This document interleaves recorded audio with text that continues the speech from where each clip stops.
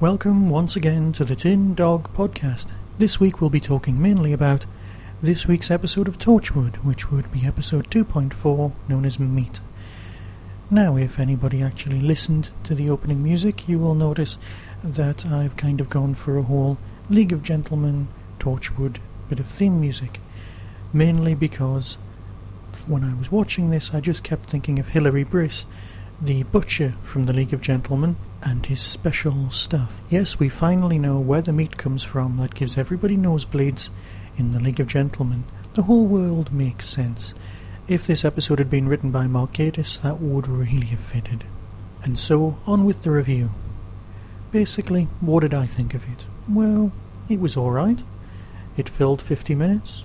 I've got no major issues with it. It wasn't the best episode in the world, but it was still, in keeping with this season, better than season 1. The pterodactyl made an appearance. Always a good sign. Jack did say, "Oh, these are extinct, but not in your timeline." Now, I was liking to think that the pterodactyl was left over from either A, an episode of Jigsaw. Yeah, you really have to be English, and you really have to be of a certain age to get that joke. B, it was on loan from Primeval. Or C, it was left over from Operation Golden Age, the John Pertwee story, Invasion of the Dinosaurs. Probably C, but you just don't know. Possibly D, it just came through the rift of its own accord, because in another timeline, dinosaurs were fine. They never died out, and also they never evolved. The fact that I'm talking about the background dinosaur is probably not a good sign when it comes to this story. It's called Meat. Is it enough to put someone off eating food? I don't think so. Is it going to turn someone vegetarian who already wasn't considering it? Probably not. The alien creature itself wasn't investigated half as much as I would have liked.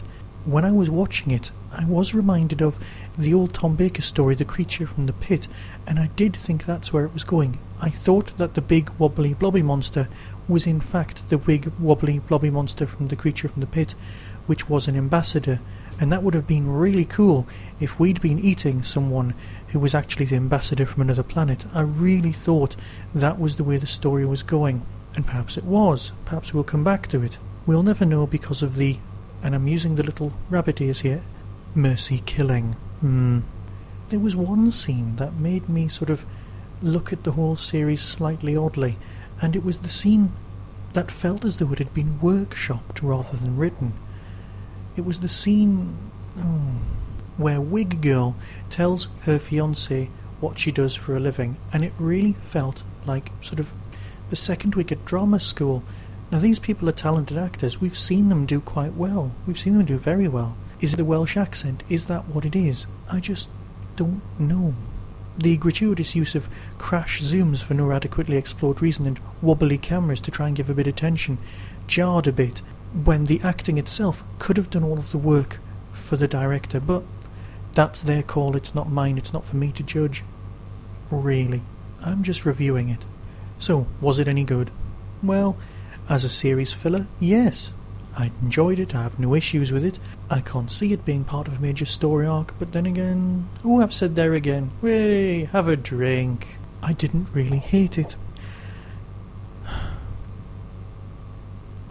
One can't go around reviewing things just saying, I didn't hate it. But I didn't. It wasn't the best, my favourite episode ever.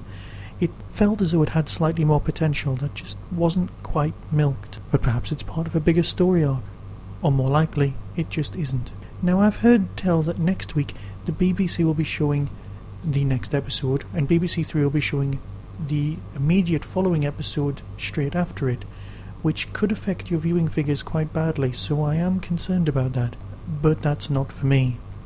If you don't mind, I'd rather wait until the BBC 2 showing of the episode in order to review it.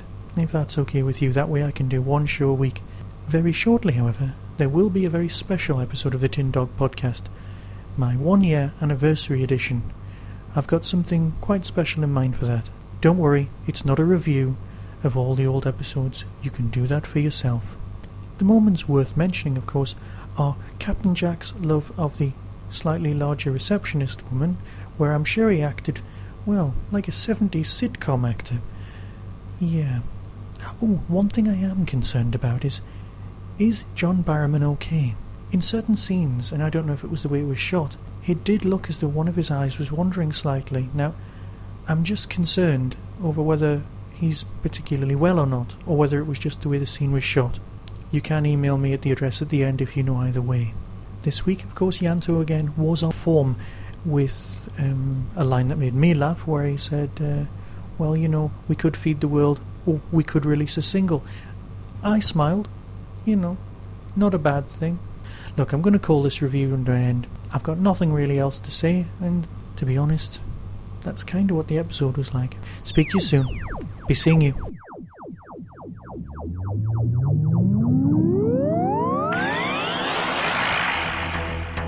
You have been listening to the Tin Dog Podcast. Doctor Who and its associated shows are all trademark of the BBC. No infringement is intended. Contact us at tin-dog@hotmail.co.uk.